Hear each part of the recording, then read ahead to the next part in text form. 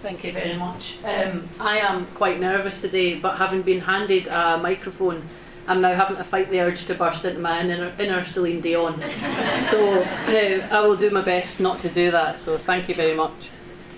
So I am Lynn. For those of you that haven't met me before, I am one of the Senior Learning and Development Officers at Scottish Drugs Forum.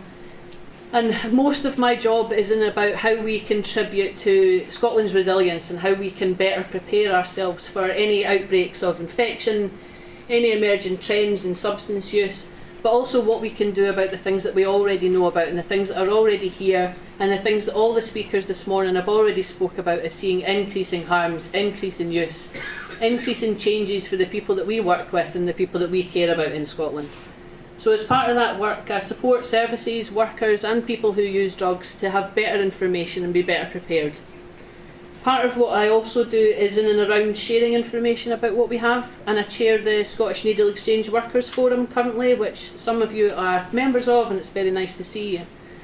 And while we're rightly concerned about the emergence of things like nitazines, like xylazine, like new or unexpected benzodiazepines in our supply, we are in the middle of a public health emergency related to drugs. We are already seeing harms that are happening. We are already seeing severe physical, social, emotional harms to our communities and the people that we care about. And most of what I'm going to speak about today is in and around that. So slightly less statistics perhaps, but when I do use statistics I try to remember that every one of these is a person that we've cared about, a person that may have been in our families, and a person that very much expects and deserves to be mentioned when we talk today. So, outbreaks of bacterial infection. A large part of my job is in and around what we speak about with bacterial infection, and indeed, when we look at a bit of background, the previous large-scale outbreaks of infection that we've had in Scotland have been reasonably well spread over the years. It probably is interesting to know that any outbreaks of infection are 3 or more linked infections in any health board period over a 6 weeks. So you may well all have worked with people who have infections related particularly to Group A strep and staphylococcal infections, but they will never have been counted as an outbreak because they're not linked and it's not at that prevalence amongst the health board that you're in. In 2014-15 we had an extremely large outbreak of infection in Scotland. Amongst Edinburgh and the Lothians there was 214 people identified as having contracted a Group A strep or staphylococcal infection. That was people that were presenting with cellulitis, people that were presenting with blood poisoning or sepsis related conditions, and people who had necrotising fasciitis, or the so-called flesh-eating bug. Stimulant injecting, and at that time we were talking about novel psychoactive substances, were specified as being one of the risk factors, alongside increased frequency of injecting, the substance itself breaking down people's skin, soft tissue areas, and also homelessness and what was referred to as chaos amongst the people that we were dealing with at the time. So this is something that's continued. And in Scotland, around about 21% of all of our invasive Group A streptococcus infections that are received through Public Health Scotland's National Enhanced Surveillance System indicate a risk factor of injecting drug use. So roughly 1 in 5 people that come to anybody's attention as having invasive Group A will be injecting drugs. This proportion has continued to rise, and we know it's linked to a rise in stimulant injecting and a rise in stimulant use itself. And I'm sure for most of you who are working in services you'll be well aware, and we've heard this morning about that rise and how that's continued. Indeed, in our drug-related deaths in Scotland, cocaine's now implicated in more than 1/3 of our drug-related deaths in Scotland, increasing from 5% in 2012, with both individuals and services continuing to see that real rise in polydrug use that involves cocaine. And in 2022, of the 1,051 people who lost their lives to a drug-related death, 371 people had cocaine at levels which contributed to their death, and 52 of these as a single substance. So although opiates remain the highest prevalence, 82% of our drug-related deaths involving some form of opiate that was implicated in their death, cocaine is very much involved as part of that. We also know, these will be no surprise to anybody, 16% you're 16 times more likely to have a drug-related death if you live in our most deprived areas of Scotland. And I think sometimes when we speak about the most deprived areas of Scotland, we think about huge communities and huge areas. But for some of these places, we could be talking about street differences. We could be talking about someone that lives on one side of the street being in quite an affluent area, compared with the house that they can see on the other side being most deprived. And approximately half of the people with a drug-related hospital stay lived in the most deprived areas of Scotland, 48%. Also, people who are over the age of 45 are more likely to have been admitted to hospital multiple times for drug-related causes, and also to have stayed in hospital for longer. So that's for things like infections, things like injecting complications, things that have brought them to the attention of our emergency services, our clinicians, or indeed some of you in the room. And while opiates are the most commonly recorded associated drug with hospital stays in 2022-23, the rates of stays involving drugs like cocaine continue to see sharp increases and have for at least the last 10 years. So what about now? And the United Nations Office on Drugs and Crime release a report. Every year they look at the main trafficking flows to and from all areas of the world, mainly estimated from seizure information because, of course, you don't know what you've not already found. In the past, around about a third of the cocaine that we saw coming into Europe had come through the West African countries. However, increasingly we're seeing that cocaine's being transported directly into Europe and the UK, and this is in line with as demand for the UK and the EU's in terms of cocaine use increases. So, how is it made, and then how does it actually get here itself? So the cocaine production, the coca leaves are brought for production. It's generally speaking farmers rather than organised crime groups who make the money. Tends to be farmers, relatively low pay. But there's no personal protective equipment. The gentleman that you can see here that's involved in the production, unless you're going to count his welly boots, there's no PPE here for him.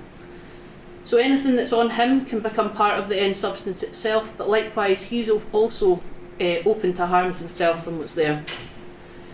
So there'll be dirty hands, there'll be dirty boots, there's no gloves, there's no specialist clothing. I don't know how clear it is, but in the picture that's on the right, there's a patch of mould that's down at the bottom sitting on top of a tarpaulin that will be used over and over and over again, running the risk of increasing harms related to batch contamination. The coca leaves themselves will be mixed with chemicals that will include things like lime juice, but they'll also include things like fuel, battery acid, diesel, petrol, cement for binding, ammonia itself. And then from there, it's moved into the large vats. Again, very unlikely ever to have been cleaned out between batches. So they're old, they're rusted. If there's any kind of contamination, it's part and parcel of this too. More ammonia is added at every stage to separate the fuel, to separate the cocaine, to separate the substances from each other. And they're using things like sticks and other implements to stir. So it's not sterile environments. When Hazel's lab and the £6 million that's spent in Hazel's lab, it's unlikely there's anything like that being spent if we look at illicit use. And once that liquid starts to change into a milky white substance, it's sieved through fabrics, and it's sieved through things that are perhaps again used over and over again to separate the paste and the soup. That paste is then transferred into large pots or cookers or kilns, where it then becomes the first stage white powder that we might be more familiar with. And these are all things that are just part of how it is. It's not pharmaceutical production. It's very far from it. And then if we think about how it actually gets here itself, inside humans, inside animals, inside food products, inside mechanical means. So how is it getting into these things? How is it getting back out? Particularly if we're thinking about in bodies or in animals. How does it come back out? That risk of contamination that's there as well. And all of this is before it's reached Scotland. All of this is before it's here in our country, waiting to be split up and split up again, while people are making money and making sure that the end product's on the street. So cocaine's everywhere. The way that drugs are sold, the way that they're delivered, has been changed massively since COVID, particularly with the advent of social media for selling. You don't even have to speak to anybody, you can send a message. And if you're not sending a message, you can almost guarantee that you're receiving messages. Very aggressive sales tactics that people are coming higher purity, higher volumes, less money than it was before, and targeting and aiming sales at populations that perhaps were never looked at as being cocaine buyers. We heard Nora speaking earlier on about the Needle Exchange Surveillance Initiative, or the NESI study, and that's reporting that Scotland-wide increase in cocaine. Many of the people that took part reported to injecting cocaine in comparison with lower numbers in previous years, and we've heard this morning that that rise in reported cocaine injecting is higher still this year at 64%. In Glasgow alone, the work that's been done in Glasgow showed that the number of people injecting cocaine had overtaken those injecting heroin for the first time, and it's not the only area of Scotland to see that shift. And over the same time period that we've seen cocaine use increasing, and there's been a year-on-year decrease in the volume of injecting equipment that's going out. So some of this might be as a result of interventions that we already know about, like foil for smoking. However, the rise in cocaine injecting with it brings with it the rise in the frequency of injecting. Some reports, anecdotal reports as well, as confirmed of people injecting 10, 15, 20 times or more a day. And although the NESI study shows daily or more use, what does that actually break down to for people? So roughly, in this figure, you're looking at roughly 1 needle and syringe every 3 days for every person in Scotland that's injecting drugs, based on our estimates of anywhere between 15 and 20,000 people injecting drugs in Scotland. So we know that we don't have enough injecting equipment there. And as part of the work that I do, both in services and with people who are injecting drugs, as well as the increase in frequency, we're seeing that people might need multiple attempts to insert a needle in a vein to complete an injection, if they're able to find a vein at all. The anaesthetic properties of cocaine numb the tissue, the surrounding areas. It's less immediately obvious that you've missed, it's less immediately obvious that you've got an injury. And cocaine, some of its adulterants and bulking agents that are being added are known to constrict the blood vessels. This can increase the risks of any wounds, makes it more difficult for your skin to repair itself, as your tissue's not receiving the blood flow it requires. And likewise, what's your hydration levels like? What are your nutrition levels like? If you don't have the building blocks for your body to be fueled sufficiently, it won't be able to repair itself either. So increases have been reported from all over Scotland regarding wounds, injuries and infections. So this is mainly from people who are working in front-facing roles or people who are injecting drugs themselves. It may not be that the number of wounds is increasing, but the severity certainly is. So in assessments, including the AIR, the assessment of injecting risk tool, or the cocaine assessment tool, and in conversations with the people that we're working with, what questions are we asking? What answers are we getting? And are these answers expected? Are they unexpected? And what can we actually do about it? Because when we ask questions about the other experiences that a person might be having, we can see a bigger picture of harms for people. So it can be very difficult when we ask someone about, are you using your drugs at home? What actually does home look like? Where is it? What does it look like? How are things at home? Does it feel like home, or is it just a place that you use to sleep? Are you in temporary accommodation? Is it your own tenancy? Are you sofa surfing? Who are you with? And likewise, if you are outside, where are you? Are you alone? Are you in a place where you're safe? Are you in a place where you're supported? Do you have access to somewhere where you can wash your hands? Do you have access to enough sterile equipment? What about your body? What about your clothing? Is all of this sufficient for what's happening for people? And we know that cocaine's a driver for harm, physically, mentally, socially. And what happens if we do nothing? If we do nothing at all, toxic harms will continue to increase. This increase in cocaine injecting and the increase in the trends in use of cocaine are only continuing to rise. It doesn't show any sign of levelling out. And part of what we can do is in and around the wound care. And I'm not talking about nurses in general, I'm talking about all of us. It can start at the basics. Have you got enough injecting equipment?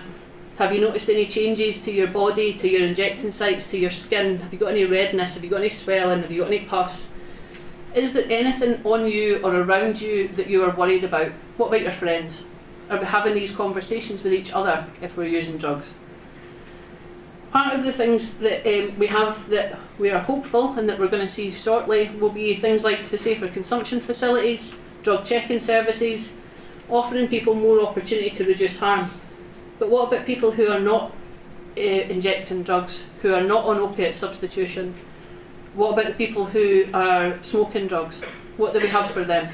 Because at the moment we're not permitted underneath the Misuse of Drugs Act to provide safer smoking equipment.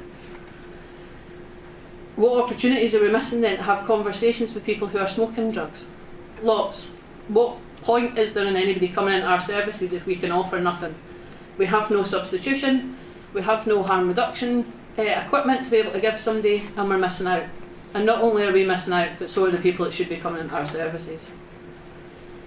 So as part of that, some of you might have met me before at training sessions, and we do training sessions, but not only is training as part of development. How do we work together as a wider workforce? What are we doing together to try and improve services for people, and to try and improve how we work with people, how people can come in and how they feel about that? And I said at the beginning that I currently chair the Scottish Needle Exchange Workers Forum, and at the moment we've got about 115 people who are part of that group, all actively working in and around injecting equipment outlets and injecting equipment provision across Scotland. But it's more than that. It's a place where we come and support people. It's a place where we come and support each other in a peer network. We speak about what's working, we think about what's not working, and we try and influence policy, and I'm very hopeful that we're going to continue to use the weight of having such a large group to be able to continue that, to try and prevent some of the trends and some of the harms that we are seeing for people. There are some resources out at the front. I'm not going to go into them all because I'm very aware I'm standing between us and lunch. But there are resources that are available and that can be sent out too.